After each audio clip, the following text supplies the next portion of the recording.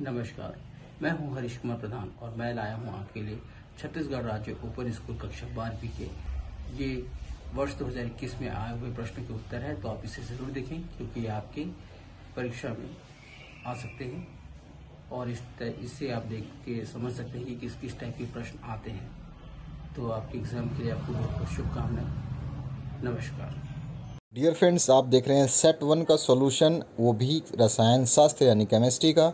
चलिए देखते हैं इसमें कौन कौन से इंपॉर्टेंट क्वेश्चंस हैं और उसके आंसर्स क्या क्या हो सकते हैं। इस पीडीएफ को पूरा का पूरा आप डाउनलोड कर सकते हैं आंसर के साथ में। अगर आप इस वीडियो को कंप्लीट देखते हैं तो आपको इस वीडियो में एक पासवर्ड बताया जाएगा, जिस पासवर्ड के थ्रू आप इस पीडीएफ को डाउनलोड कर सकते हैं और पीडीएफ की लिंक आपको डिस्क्रिप्शन बॉक्स में मिल जाएगी। बाकी आपके सारे सब्जेक्ट्स जो है डिस्क्रिप्शन बॉक्स में आपके 12th क्लास की जो प्लेलिस्ट है उसके अंदर है, तो आपको ध्यान रखना है, अपने प्लेलिस्ट को भी विजिट करना है और साथ ही साथ आप इस पीडीएफ को भी डाउनलोड कर सकते हैं। तो सबसे पहला क्वेश्चन जो है इसमें हम बात करें, एवोगाड्रो स्थिरांक है।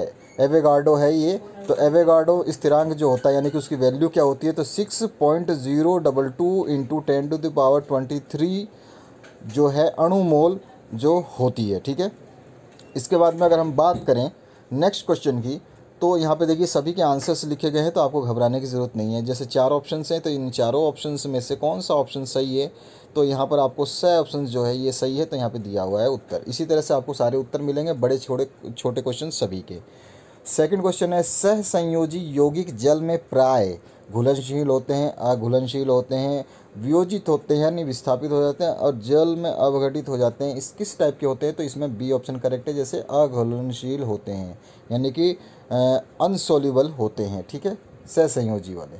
इसके बाद में संक्रमण धातुओं के अपूर्ण होते हैं। कौन से कक्ष में ऑर्बिटल यानी कौन सा कक्ष जो है वो अपूर्ण होता है, तो 3D ऑर्बिटल जो है उसका अपूर्ण होता है। उसके बाद में पूर्ण क्रिस्टलीय पदार्थ की एंट्रोपी परम शून्य पर होती है। कब होती है, जब वो शून्य होता है तब।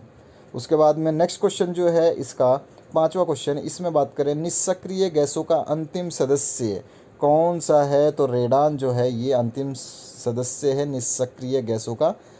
नोबल गैसेस जिसको बोलते हैं, यानी कि उनके साथ अगर आप रिएक्शन करते हैं तो वो अपना जो स्टेट चेंज नहीं करेंगे, वो जैसे थे वैसे के वैसे उस रिएक्शन से वापस बाहर निकल जाते हैं।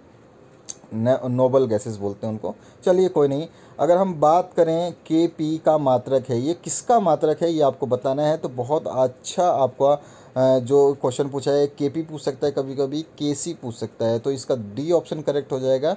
वायुमंडलीय जो है आपका डेल एन, इसका जो है ये मात्रक है। उसके बाद में नेक्स्ट जो है सहजीवी जीवाणु पाया जाता है, तो किस में पाया जाता है, तो दाल कुल के पौधों में। जितने भी दाल है ना उन सभी के पौधों में सहजीवी जीवाणु पाया जाता है। इसके बाद में अगर हम बात करें खंड बी की, तो खंड बी में फटाफट देखते हैं सबसे अधिक विद्युत जो है ऋणी तत्व का नाम क्या है, तो क्लोरीन जो है इस पे हमेशा नेगेटिव चार्ज रहता है। उसके बाद में जब अभिक्रिया में कोई पदार्थ स्वयं उत्प्रेरक का कार्य करे तो वह क्या कहलाता है, वो क्या कहता है, कैटालिस्ट कहलाता है। हिंदी में क्या बोलते हैं उसको, स्व उत्प्रेरक।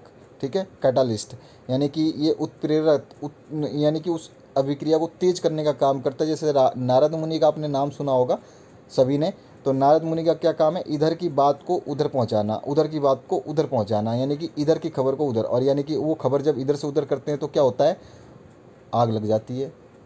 क्या मतलब, थोड़ी चिंगारी लगा के भाग लेते हैं वहाँ पे, नारायण नारायण करके। तो वही स्व उत्प्रेरक या क्रिस्टल जो आपका कैटलिस्ट है उसका यही काम है। आगे बढ़ते हैं, यूरेनियम एक खालिस्तान पदार्थ है, तो रेडियोधर्मी पदार्थ है ये, बिल्कुल आपको पता होना चाहिए, हमेशा यूरेनियम रेडियोधर्मी पदार्थ होता है। इसके अलावा पैरासीटामोल औषधि का उदाहरण है, किस टाइप का, तो दर्द और ज्वर नाशक, यानी बुखार के लिए पैरासीटामोल लेते हैं आपके घरों में। नॉर्मली आपके ड्रॉअर में अगर आप दवाइयाँ रखते हैं इमरजेंसी के लिए, तो आपको ज़रूर पैरासीटामोल मिलेगा उसमें, आप उसको देख सकते हैं। उसके बाद में 12वां क्वेश्चन है, एसएस अतिव्यापन से खालिस्तान बंद बनते हैं, तो सिग्मा बंद बनते हैं। ठीक है, आगे बढ़ते हैं सेक्शन डी में, तो यहाँ पर आपसे पूछा गया है सत्य असत्य कथन का छांट करके लिखना है आपको। तो पहला है, जब कोई ठोस पिघलता है तब एंट्रोपी बढ़ती है, तो सदैव बढ़ती है गुरुजी, यहाँ पे सत्य आ जाएगा। ठीक है, नेक्स्ट है नायलॉन 66 संश्लेषित बहुलक है, बिल्कुल संश्लेषित है, तो इसको भी आप सत्य करेंगे। नेक्स्ट जो है अभिक्रिया 2SO2 + O2 और ये रिवर्सिबल है, ठीक है, प्लस ऊष्मा द्वारा SO3 के अधिक उत्पादन के लिए ताप बढ़ाया जाता है, तो ये बिल्कुल गलत है। रिवर्सिबिलिटी है इसमें, तो रिवर्सिबिलिटी में ऐसा कोई पॉसिबिलिटी हो नहीं सकती, ठीक है ना। यानी कि देखिए आप ये दोनों अभिक्रियाओं को अगर हम लेते हैं इसमें इसको, तो इससे वापस ये बन जाएगा, और इसी अभिक्रिया को लेते हैं तो इससे वापस ये बन जाता है। यानी ये कि क्या है, ये रिवर्सिबल रिएक्शन है, उसके लिए असत्य इसका आंसर हो जाएगा। आगे बढ़ते हैं। ग्रीन हाउस प्रभाव का एक कारक गैस में से एक मेथेन है। कौन सा? मेथेन है। मेथेन गैस से ग्रीन हाउस इफेक्ट होता है क्या? तो आप बोलोगे नहीं। किससे होता है? तो क्लोरोफ्लोरोकार्बन से, CH3 से होता है, ठीक है, तो इसलिए असत्य हो जाएगा। उसके बाद में नेक्स्ट क्वेश्चन कौन सा है? संक्रमण धातुएं प्रबल अपचायक हैं, तो बिल्कुल गलत है भैया, असत्य वचन है ये। संक्रमण धातुएं प्रबल अपचायक नहीं है। उसके बाद में नेक्स्ट क्वेश्चन जो है प्रश्न संख्या 18 की बात करें तो 8 ग्राम ऑक्सीजन प्राप्त करने के लिए कितने मर्क्यूरिक ऑक्साइड की आवश्यकता होगी जब Hg यानी मर्क्यूरिक का भार जो आपको परमाणु भार दे रखा है 200.6 और जो O दे रखा है वो दे रखा है 16। तो चलिए आगे बढ़ते हैं, हम यहाँ पर पहुँचते हैं, देखते हैं इसको सॉल्व कैसे करते हैं। तो सबसे पहले आपको मरकरी वाला जो है, आपको मरकरी ऑक्साइड जो है आपका मर्क्यूरी ऑक्साइड, उसका रिएक्शन लिखेंगे तो इसमें Hg और O2 अलग अलग हो जाएंगे। अब इसमें दिया कितना है 3.2 और ये कितना दिया है 32, क्योंकि O2 है ना, यहाँ पे 16 है तो ये कितना हो जाएगा 32 हो जाएगा। समझ में आया? अब 32 ग्राम ऑक्सीजन प्राप्त होती है कितने से? इतने से, ठीक है, तो 1 ग्राम कितने से होगी? इतने से। तो फिर उसके बाद में 8 ग्राम कितने होगी? इसमें 8 का गुणा कर देंगे, ठीक है, तो ये रहा 8 से गुणा और इसका आंसर आ गया। समझ में आ गया होगा आपको न्यूमेरिकल आसानी से। आगे बढ़ते हैं अथवा क्वेश्चन में। गंधक के कितने ग्राम को हवा में जलाया जाए कि NTP पर 10 लीटर सल्फर डाइऑक्साइड प्राप्त हो सके? नॉर्मल टेम्परेचर एंड प्रेशर, इसको बोलते हैं NTP, normal temperature and pressure, ठीक है, ध्यान रखना है, सामान्य दाब और तापमान पर। ओके, अब ध्यान रहेगा। तो गंधक के कितने ग्राम को हवा में जलाया जाए कि सामान्य ताप और दाब पर 10 लीटर सल्फर डाइऑक्साइड प्राप्त हो सके? परमाणु भार जो है सल्फर की दे रखी है 32, ऑक्सीजन की 16। तो आपको सबसे पहले रिएक्शन पता होना, नहीं तो S+O2 हो जाएगा, क्या देता है SO2 सल्फर डाइऑक्साइड, और यहाँ पे O2 कितना दे रखा है, यानी कि 16 दे रखा है, तो O2 कितना हो जाएगा? दुगना है ना, O की वैल्यू 16 है तो O2 कितना हो जाएगा 32, और SO2 यहाँ पे S कितना दे रखा है आपको, तो S दे रखा है आपको 32, ठीक है, और आपको नॉर्मल टेम्परेचर एंड प्रेशर पे निकालना, और ये कितना O2 कितना देखा है 32, तो इसको हमने ले लिया कितना 22.42 NTP normal temperature and pressure पे। तो ये हो गया 22.4 लीटर SO2 गैस प्राप्त पर 32 ग्राम गंधक से प्राप्त होती है, ठीक है, तो इसका इक्वेशन हो जाएगा 32 × 10 अपॉन 22.4, ठीक है, ये हो गया आपका। इसको जब सॉल्व करोगे तो कितना आ जाएगा 14.29, तो 10 के लिए कितना हो जाएगा ये 14.29, ठीक है, तो ये आपका आंसर हो गया। आगे बढ़ते हैं नेक्स्ट क्वेश्चन पे। तो नेक्स्ट क्वेश्चन जो है आपका, इसमें पूछा गया है निम्नलिखित पर टिप्पणी लिखिए। बॉयल का नियम, अच्छा बॉयल्स लॉ लिखना है, और ग्राहम का विसरण का नियम ये भी लिखना है। तो बॉयल्स का नियम क्या है? स्थिर ताप पर किसी निश्चित मात्रा की गैस का आयतन दाब के यार इन्वर्सली प्रोपोर्शनल होता है, तो ये वाला साइन होता है इन्वर्सली प्रोपोर्शनल का, ठीक है। तो इसके बाद में जो PV = कांस्टेंट हो जाएगा, क्योंकि K हम जब ले लेंगे P और V इधर चले जाएंगे तो एक K की तरह से हम इसको कांस्टेंट के रूप में प्राप्त कर सकते हैं अगर इक्वल टू का साइन लगाते हैं प्रोपोर्शनलिटी का साइन हटा के। तो इस तरह से आपको ये लिखना है, और इसका जो आंसर है आप यहाँ पे देख सकते हैं, ये इस तरह से पूरा कंप्लीट लिखना है। मैं आपको ज़्यादा डिटेल में नहीं समझाऊंगा, आप इसको देख करके समझ सकते हैं, जहाँ ज़रूरत होगी वहाँ पे समझा दूंगा। अच्छा, ग्राहम का जो विसरण नियम है वो आपको बताना है। तो ग्राहम का विसरण नियम क्या होता है? स्थिर ताप और दाब पर गैसों के विसरण की दर उसके घनत्व के वर्गमूल के व्युत्क्रमानुपाती होती है, यानी कि इन्वर्सली प्रोपोर्शनल होता है। क्या होता है? गैसों का जो स्थिर ताप और दाब हो, यानी ये जो चीज़ें कांस्टेंट रखी जाती है ये होने चाहिए, अगर ये कांस्टेंट नहीं होगी तो ये चीज़ें आएगी नहीं, इसलिए बोलते हैं पहले कि ये चीज़ ये होनी चाहिए तो ये होगा, ठीक है। तो विसरण के दर उसके जो रेट है वो घनत्व के वर्गमूल के जो है इन्वर्सली प्रोपोर्शनल होता है। तो ये इसकी रिएक्शन फॉर्मूला है, r is directly proportional to 1/√d। और यहाँ पर इसको जो है दरें जो है आर और R2 हो सकती है, घनत्व D1 और D2 हो सकता है। ठीक है, अगर ये हो सकता है तो क्या लिख सकते हैं, ये लिख सकते हैं आराम से सिंपली। ठीक है, अथवा में अगर हम बात करें नेक्स्ट क्वेश्चन की, तो टिप्पणी लिखने चार्ल्स का नियम और डाल्टन का आंशिक दाब का नियम। तो चार्ल्स का नियम क्या कहता है, स्थिर दाब पर किसी गैस के निश्चित द्रव्यमान का आयतन जो है वो ताप के सीधे समानुपाती होता है। देखो ये सही बताया इसने, ठीक है, समानुपाती होता है। जब इस दाब स्थिर है तो V = T हो जाएगा, दाब स्थिर है तो, और V स्थिरांक एक ले लेंगे जो कांस्टेंट चाहिए हमें के, तो ये स्थिरांक × T हो जाएगा। बराबर का साइन लगा रहे हैं ना, इसलिए ये साइन हटाने के लिए बराबर का साइन लेते हैं, तो कभी भी स्थिरांक एक आता है कांस्टेंट, जिसको C के नाम से या फिर K के नाम से भी डिनोट कर सकते हैं हम, जो भी मर्जी आप माने।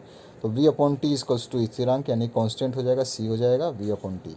ये हो गया आपका चार्ल्स का नियम। इसी तरह से आप डाल्टन का जो आंशिक दाब के नियम के अनुसार क्या होता है, निश्चित ताप यानी कांस्टेंट टेम्परेचर व वॉल्यूम पर रासायनिक रूप में क्रिया न करने वाली दो या दो से अधिक गैसों के मिश्रण का कुल प्रेशर उन गैसों के आंशिक दाबों के योग के बराबर partially pressures sum of the partial pressure होता है, यानी कि आंशिक दाबों के योग के बराबर होता है। ठीक है, ये इसका क्वेश्चन का आंसर हो गया। इस तरह से अब हम बात करें मानक हाइड्रोजन इलेक्ट्रोड का निम्नलिखित बिंदुओं में वर्णन करना है। तो एक तो नामांकित चित्र बना देना है और एक सेल अभिक्रिया समीकरण दे देनी है। तो सबसे पहले तो मानक हाइड्रोजन इलेक्ट्रोड को नॉर्मल हाइड्रोजन इलेक्ट्रोड भी कहते हैं, ये चीज़ बतानी है। और इसमें आयताकार प्लेटिनम की एक प्लेट होती है जिस पर प्लेटिनम ब्लैक की कोटिंग होती है। प्लेटिनम ब्लैक क्या होता है, एक तरह से कोटिंग होती है। जैसे कि आप देखते हैं अपने पहले रिम आती थी तो उनमें जंग लग जाता था, ध्यान होगा आपने अगर पुरानी साइकिल देखी होगी। तो अभी क्या जो रिम आती है वो अलॉयड व्हील आती है, उनके ऊपर कोटिंग होती है, एक प्लेटिनम टाइप की कोटिंग होती है जिस पे उनमें जंग नहीं लगता। आप किसी भी अलॉय व्हील को देखोगे उसमें जंग नहीं मिलेगा। तो इस तरह से ये सारी चीज़ें आपको समझानी होगी पहले तो लिख करके कि ये कौन सी चीज़ क्या होती है, कौन सी चीज़ क्या होती है। उसके बाद में आप रिएक्शन देना चाहें तो दे सकते हैं, अगर नहीं देते हैं तो कोई घबराने वाली बात नहीं है।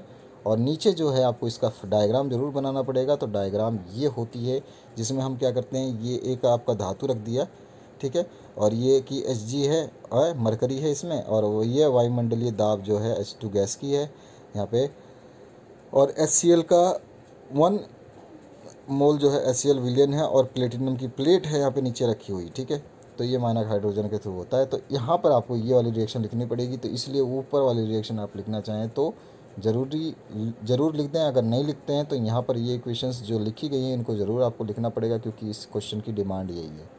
तो इस तरह से आपको ये डायग्राम बनाने के बाद में इसको समझा देना है। आप यहाँ तक देख चुके हैं, यहाँ तक कंप्लीट देख लीजिए। इसको चाहे तो स्क्रीनशॉट ले सकते हैं, या मैं आपको PDF का पासवर्ड अभी बता दूंगा तो उसको आप डाउनलोड कर लेना। आगे बढ़ते हैं नेक्स्ट क्वेश्चन की तरफ। तो नेक्स्ट क्वेश्चन जो है आपका, अथवा में सरल गैल्वेनिक सेल का नामांकित बिंदुओं पे वर्णन करना है, या निम्नलिखित बिंदुओं पे उसमें नामांकित चित्र हो गया, और सेल की अभिक्रिया का समीकरण।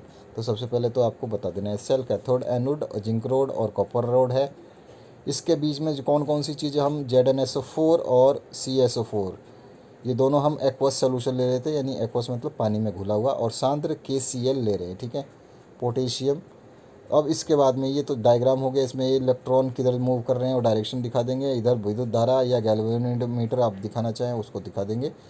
इसके अलावा आपको ज़्यादा कुछ इसमें करना नहीं है। अब इसके आगे आ जाइए, इसका जो समीकरण है वो आपको ज़रूर देना है। तो ये समीकरण है इसकी। ठीक है, अब आगे बढ़ते हैं। सल्फाइड अयस्क के सांद्रण के लिए झाग पल्लवन विधि का जो सचित्र वर्णन करना है। तो झाग पल्लवन विधि जो आपने 10th में पढ़ी होगी, अगर आपने ध्यान दिया होगा तो ठीक है, और नहीं दिया तो कोई बात नहीं, आपको दोबारा पढ़ सकते हैं और आपको याद भी आ जाएगा। तो यहाँ पे आपके सामने जो 4th फ्लोटेशन मेथड है वो गिवन है, झाग पल्लवन विधि हिंदी में बोलते हैं इसको। इसमें क्या होता है आपका, जनरली क्या होता है, इस विधि का प्रयोग जब है सल्फाइड अयस्कों को सांद्रण हेतु किया जाता है, जिसमें क्या है, इस विधि में अयस्क को जल तथा तेल के, यानी कि पाइन या यूक्लिटिस जो बोलते हैं, उसमें इसको मिला करके वायु की तीव्र धारा में मतलब प्रवाहित करते हैं और अयस्क झाग के रूप में ऊपर तैरने लगता है ना। यहाँ पे झाग बन जाएगा और इसमें तैरने लग जाएगा, जबकि मैट्रिक्स भारी होकर नीचे बैठ जाता है, ठीक है, जिसको अशुद्धियाँ या गैंग भी बोलते हैं, गैंग, ठीक है। तो ये पलवन विधि है। अथवा में अगर हम बात करें अयस्क के निस्थापन और भर्जन की प्रक्रिया आपको बतानी है, तो अयस्क के निस्थापन और भर्जन की प्रक्रिया आप यहाँ पे देख सकते हैं। ये पूरा का पूरा क्वेश्चन निस्थापन और भर्जन की अभिक्रिया को दर्शाता है। यहाँ पर आगे हो गया। अब हम आगे बात करें, नेक्स्ट जो है आपका 22वां क्वेश्चन, संक्रमण तत्व और उनके यौगिक अच्छे उत्प्रेरक का कार्य करते हैं, इसको स्पष्ट करना है क्यों करते हैं। तो आ जाइए 22वें क्वेश्चन पे। तो 22वां क्वेश्चन ये है, और इसके अ पार्ट में तो ये पूछा गया और ब पार्ट में पूछा गया संक्रमण तत्व रंगीन आयन क्यों बनाते हैं, ये आपको स्पष्ट करना है। तो सबसे पहले तो आपको संक्रमण तत्व एवं उनके यौगिक जो अच्छे उत्प्रेरक का कार्य करते हैं ये आपको बताना है। तो सबसे पहले आप इसको बताने के लिए थोड़ा सा देख लीजिए, यहाँ से शुरू है। इस पार्ट का कंप्लीट जो सॉल्यूशन है आप उसको पूरा पढ़ना पड़ेगा, समझना पड़ेगा। आसानी से समझ सकते हैं, पढ़ेंगे तो आपको सब कुछ समझ में आएगा। इसके आगे बात करूं, और भी पार्ट जो हैं इसके यहाँ से आप देखेंगे तो यहाँ तक इसका कंप्लीट हो जाता है। सेकंड पार्ट तक मैं आपको दिखा चुका था। और इसी का बी पार्ट है जो रंगीन आयन बनाने की प्रवृत्ति जो है, इसकी बात करें tendency to form colour ions, तो इसके बारे में भी आपको बताना पड़ेगा कि क्यों बनाते हैं ये कलर आयंस, ठीक है। तो ये चीज़ें आपको ध्यान रखनी है बिल्कुल अच्छे तरीके से। ये आप आराम से देख सकते हैं, वीडियो को पॉज करके पढ़ लीजिएगा। मैं समय आपका ना लेते हुए थोड़ा आगे जल्दी जल्दी बढ़ जाऊँगा। तो इसके अथवा पार्ट में जो है उसकी बात करते हैं। तो इनके IUPAC नेम लिखने हैं। तो ये आपका एक तो इस प्लेटिनम भी है, एक ये है आपका निकल है, फेरस है, सोडियम है, ये सब चीज़ें हैं ना।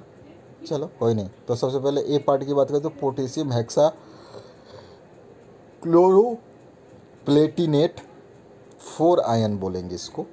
दूसरे का उत्तर आपके सामने है, तीसरा और चौथा आंसर आपके सामने है। तो इन सभी को आप देख लेना और तैयारी अच्छे से कर लेना।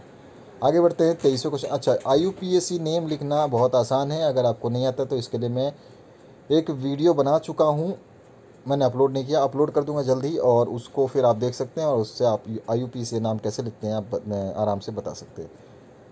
प्राकृतिक रबर और वल्कनीकृत रबर के गुण धर्मों की तुलना आपको करनी है कोई भी 4 बिंदुओं पे। तो यहाँ पे 4 की जगह 6 बिंदु हैं आमने सामने। जब भी आप तुलना करेंगे, तो मैंने एक वीडियो बनाई थी जिसमें शायद मैंने बायोलॉजी की तुलना आपको बताई थी, बायोलॉजी के सेक्शन में।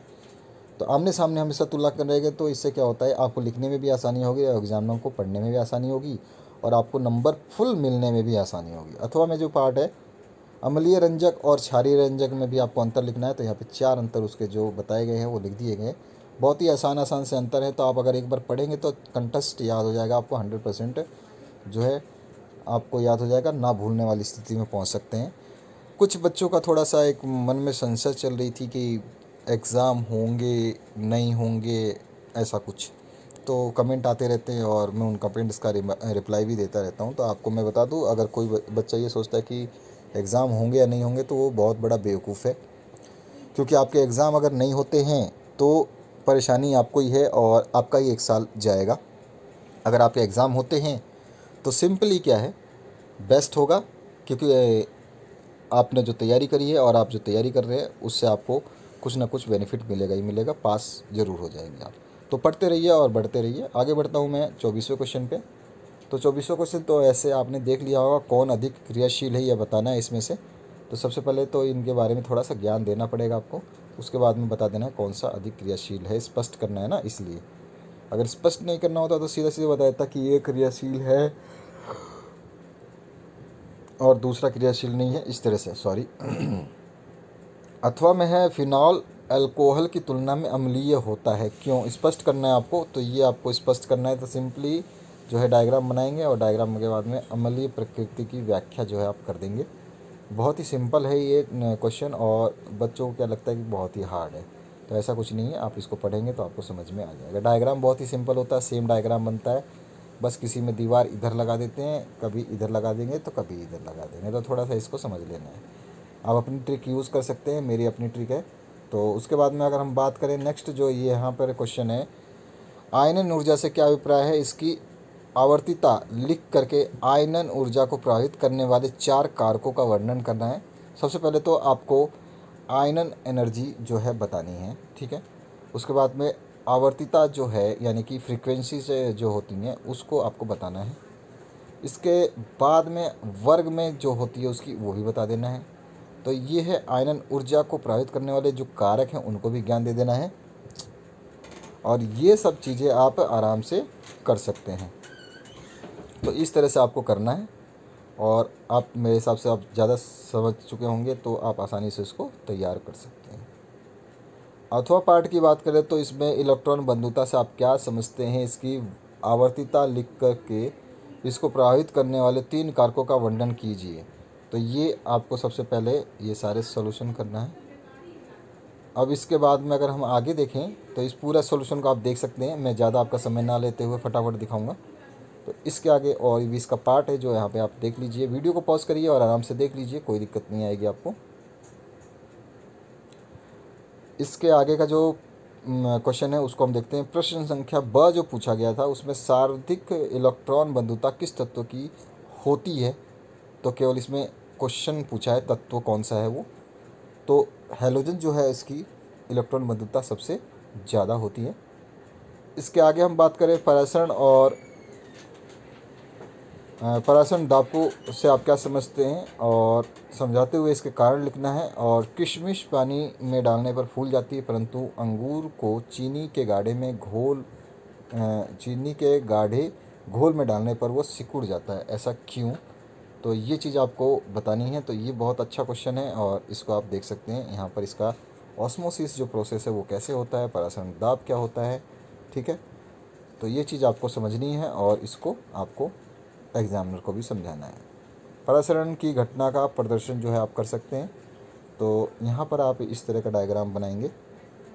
इसके बाद में अगर हम आगे बात करें तो ये है आपका नोबल एबल नोलेट जो इसमें व्यक्त किया गया था एब नाले ने। तो ये इसको एब नाले तो हिंदी में बोल रहे हैं, तो एब नॉलेट इसमें बोलेंगे हम इंग्लिश में। अथवा में हम पाठ करें राउल्ट का नियम, बहुत अच्छा क्वेश्चन है और काफ़ी अच्छे क्वेश्चन है इसमें। इसकी सहायता से अवाष्पशील विलेय का आणविक द्रव्यमान ज्ञात करना है और वाष्प दाब में आपेक्षिक अवनमन में अवाष्पशील विलेय के आणविक द्रव्यमान की गणना जो है कैसे करते हैं, ये हम यहाँ पे बता सकते हैं। उसको पूरा का पूरा यहाँ पे देख सकते हैं आप। इस तरह से आपको बताना है।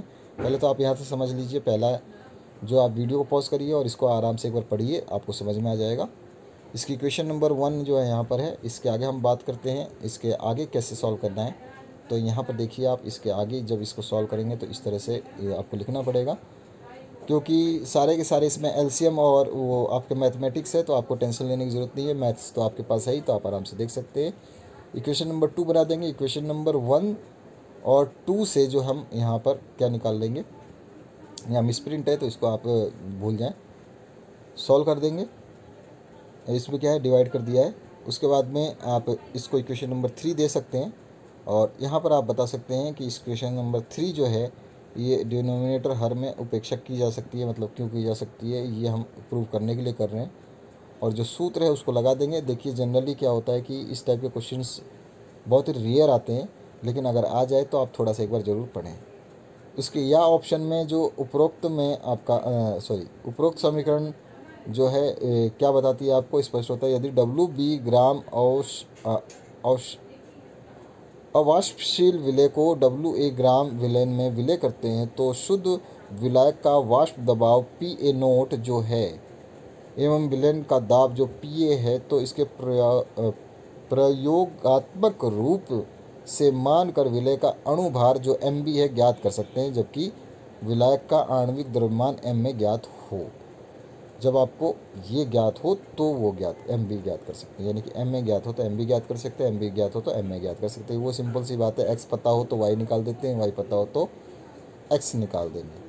मुक्त ऊर्जा किसे कहते हैं समझाना है। और दूसरा इसी में पूछा गया है, स्थिर ताप एवं दाब पर सिद्ध कीजिए कि जो डेल G है वो del H minus T del S है। तो ये आपको सबसे पहले मुक्त ऊर्जा के जो है उसके बारे में बता देना है। उसके बाद में मुक्त ऊर्जा से ही रिलेटेड आपको बतानी है कि कैसे साबित कर सकते हैं हम। तो इसकी समीकरण को यहाँ पे सॉल्व कर दिया गया, आप इसको देख सकते हैं आसानी से, वीडियो को पॉज करके भी देख सकते हैं। किसी को भी स्क्रीनशॉट लेना है तो वो स्क्रीनशॉट ले सकता है, कोई दिक्कत नहीं आएगी आपको। तो ये पूरा का पूरा आपका समीकरण जो है यहाँ पे समाप्त हुआ। अब आगे बढ़ते हैं, नेक्स्ट जो अथवा पार्ट पूछा गया इसकी बात करते हैं। और सबसे पहले मैं आपको इस अथवा पार्ट की तरफ बढ़ते हुए बता देता हूँ कि इसका जो पासवर्ड है वो नोट कर लीजिए। तो इसका पासवर्ड है 100 फिर 100, ठीक है, और उसके बाद में 1, ये इसका पासवर्ड है। यानी कि क्या है पासवर्ड, 1001 फिर 001, ध्यान रहेगा आपको, 1001 001, ये मैंने लिख दिया, आप इसको नोट कर सकते हैं। दोबारा बोलता हूँ, 1 मैं लिख के दिखा देता हूँ आपको, 1001 फिर 001, ठीक है, ये इसका पासवर्ड है। तो इसको आप नोट कर लीजिए। आगे बढ़ते हैं नेक्स्ट क्वेश्चन की तरफ।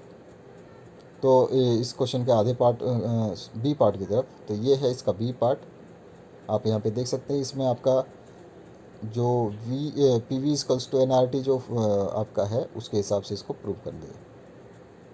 अब इसके आगे बढ़ते हैं हम। निम्नलिखित को समीकरण सहित समझाना है। रोजेनमुंड अभिक्रिया है, सेंडमायर अभिक्रिया है, वुडवर्थ अभिक्रिया है, तीनों इंपॉर्टेंट है, ज़रूर आते हैं, तो इनको आपको ज़रूर आपको समझना है और याद रखना है, ठीक है। तो ये रोजेनमुंड अभिक्रिया है पहले पार्ट में, बी है उसका बाद में सेंडमेयर अभिक्रिया जो ये है आपके सामने, बिल्कुल एक एक अभिक्रिया मैं आपको दिखा रहा हूँ। और इसी तरह से आपका जो सी है यानी कि स ऑप्शन है वुडवर्थ अभिक्रिया, वो ये है, ठीक है, तो आप देख सकते हैं। इसके बाद में अथवा जो पार्ट है, निम्नलिखित को समीकरण सहित समझाइए। तो इन सभी को देखिए, इसमें क्या है खास बात, आपके सारी अभिक्रियाएं डाल दी हैं तो खास बहुत बेटर रहेगा, आप इनको आसानी से तैयार कर सकते हैं। तो स्टीफन अभिक्रिया है, हाफमैन ब्रोमाइड अभिक्रिया है और एल्डोल संघनन है।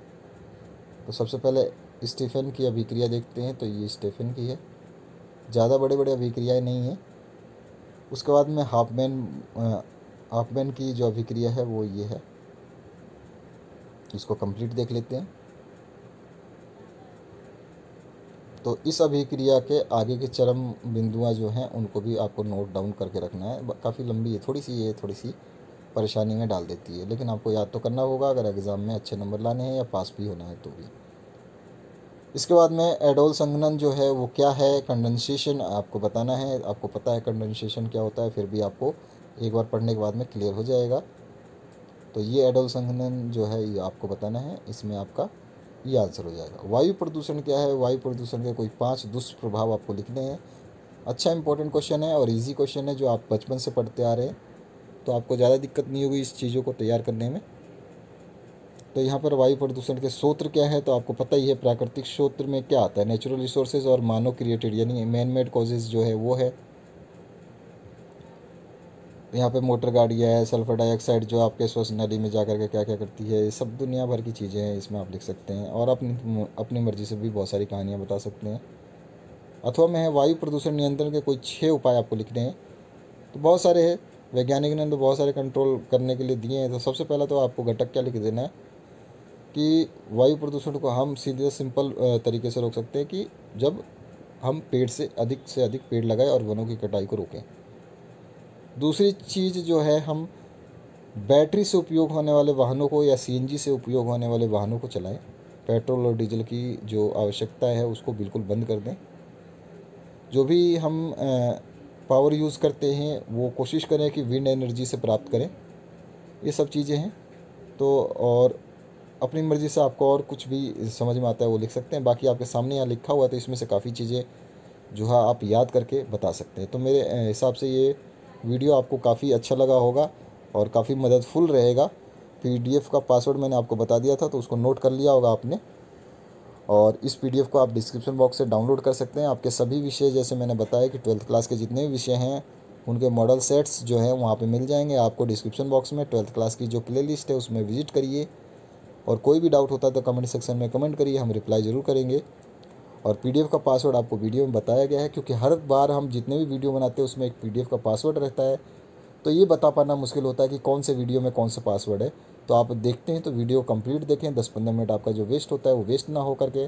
बहुत सारी चीज़ें आपको समझाई जाती हैं वीडियो में, तो उसको आप ध्यान से देखेंगे तो आपको काफ़ी कुछ समझ में आएगा। Thank you very much for watching this video. अंत में आपसे लास्ट में एक बार और बताना चाहूँगा कि PDF का जो पासवर्ड है 10010001, ठीक है।